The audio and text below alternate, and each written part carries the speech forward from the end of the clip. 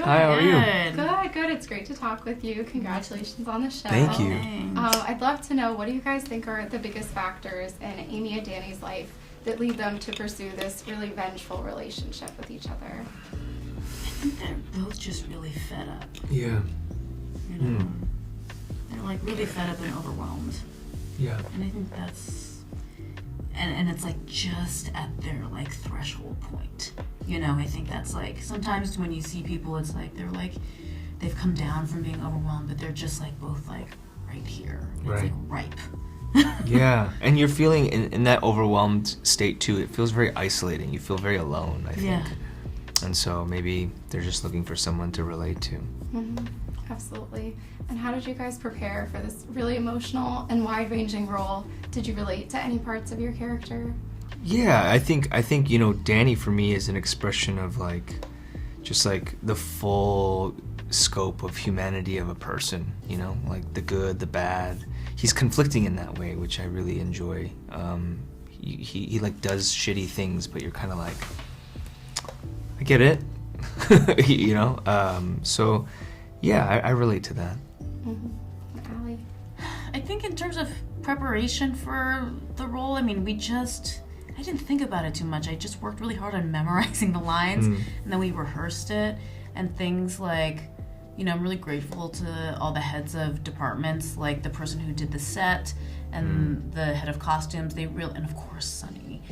They all just worked really hard to help me inform the character. Like, you know, I mean, just in terms of my wardrobe, Amy would never wear something like this. Mm-hmm. This is very like me, Allie, but Amy wears like she just dresses in all neutrals. Mm-hmm. But she has these insane thoughts, you know, but it's almost like an armor. For me, at least, the key is to not think about it too much and to just do it, you know.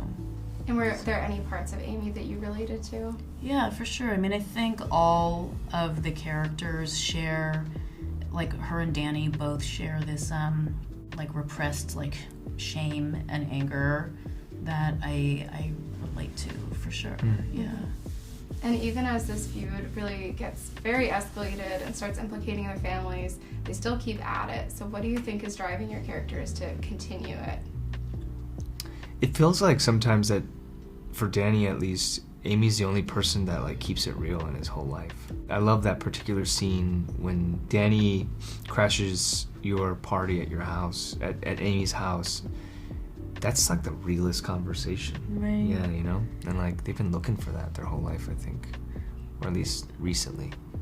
And at that point too, we're like done with each other. Yeah, like there's you know no what need. I mean? Yeah.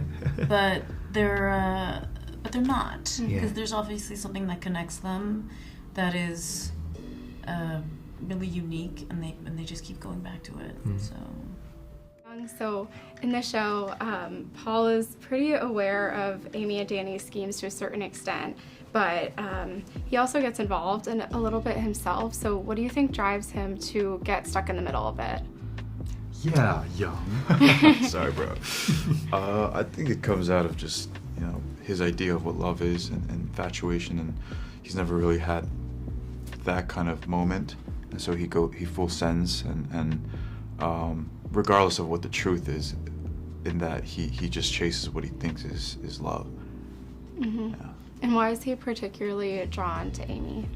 I mean, how can you not? She's a very she's an incredible person.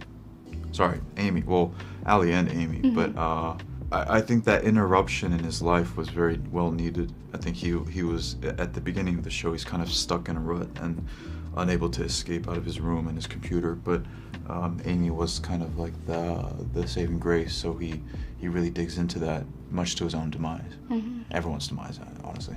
Yeah, thank you. Yeah. And Joseph, George is pretty blissfully unaware of how this conflict escalates.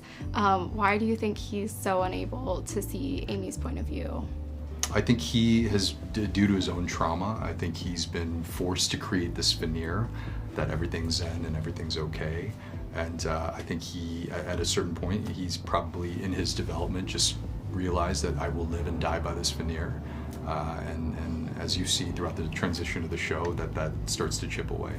And going back to what you guys mentioned about like just being fed up, how do you hope this impacts viewers who might be feeling lonely and isolated? I just hope people feel less alone and that they're entertained. That's mainly it. Facts. I agree. Yeah. Everything, like, you take whatever message you want, I don't care. Yeah, yeah.